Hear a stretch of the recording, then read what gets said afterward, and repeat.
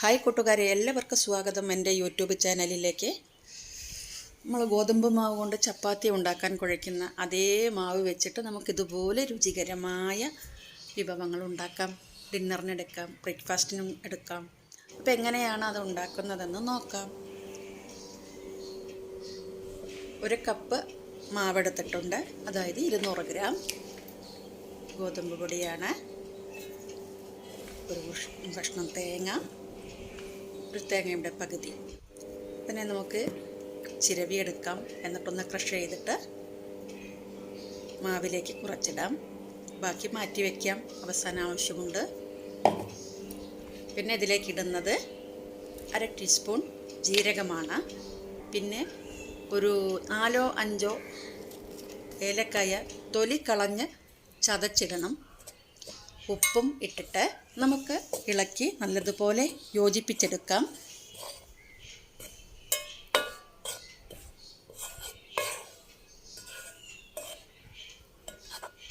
അതിനുശേഷം നമുക്ക് ഇതിലേക്ക് തിളച്ച വെള്ളം ഒഴിച്ച് കുഴച്ചെടുക്കാം. നല്ല ചൂടുള്ള വെള്ളം അല്ലെങ്കിൽ തിളച്ച വെള്ളം, അതാണ് നല്ലത്. ഞാൻ ഫ്ലാസ്കിലെടുത്ത് വെച്ചിരുന്നു, തിളച്ച വെള്ളമാണ് ഒഴിക്കുന്നത്. ഒഴിച്ചതിന് ശേഷം എല്ലായിടത്തും ഒരുപോലെ വെള്ളം എത്തട്ടെ. അപ്പോൾ അതിനു വേണ്ടി നമുക്ക് നന്നായിട്ട് ഇതിനെ ഒരു ടേബിൾ സ്പൂൺ വെച്ച് ഞാൻ ഇളക്കി കൊടുക്കുകയാണ്. ഇളക്കി ചൂടൊന്ന് മാറിയ ശേഷം 1 സ്പൂൺ വെളിച്ചെണ്ണ കൂടെ ഒഴിച്ച് നമുക്ക് കുഴച്ചെടുക്കാം. ഇങ്ങനെ കുഴച്ചെടുത്ത മാവാണ്.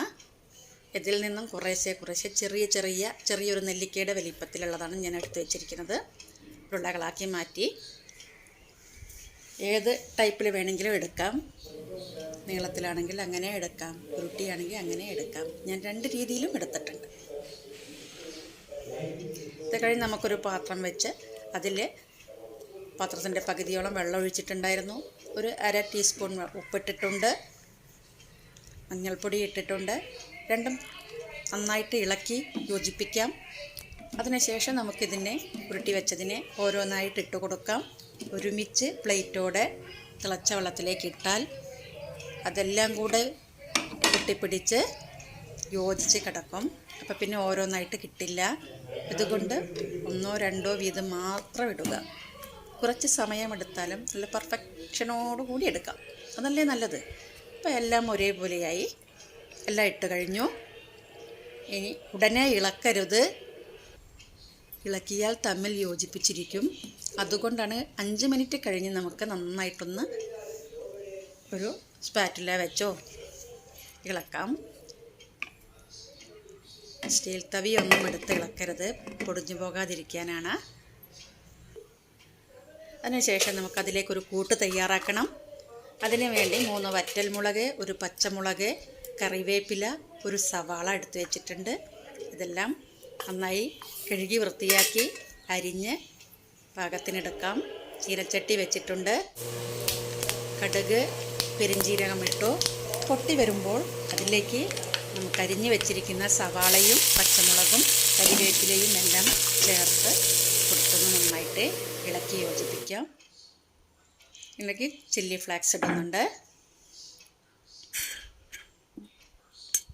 എല്ലാം കൂടെ ഒന്നുകൂടെ നന്നായിട്ട് ഇളക്കി യോജിപ്പിക്കാം. ഒരു 1/2 ടീസ്പൂൺ ഉപ്പിട്ടിട്ടുണ്ട്. അതിന് ശേഷം നമുക്ക് ഇതിലേക്ക് തേങ്ങ, നേരത്തെ എടുത്തതിൻ്റെ ബാക്കി തേങ്ങ അതിലേക്ക് ഇട്ടിട്ട് നന്നായിട്ടൊന്ന് ഇളക്കി കൊടുക്കണം. തേങ്ങയും മസാലകളും കൂടി യോജിക്കട്ടെ.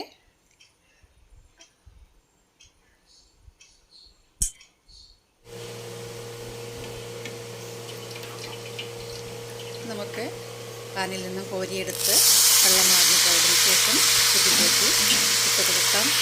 കൂട്ടിനൊപ്പം ഇട്ട് കൊടുത്ത് നന്നായിട്ട് ഇളക്കി യോജിപ്പിക്കാം. ഇളക്കി യോജിപ്പിച്ച ശേഷം തീ ഓഫ് ചെയ്യുക. ഓഫ് ചെയ്ത് ഒരു 2 മിനിറ്റ് അടച്ച് വയ്ക്കാം. വീണ്ടും നമുക്ക് തുറന്ന് ഒന്നുകൂടെ ഇളക്കി ഇതൊരു പാത്രത്തിലേക്ക് മാറ്റാം.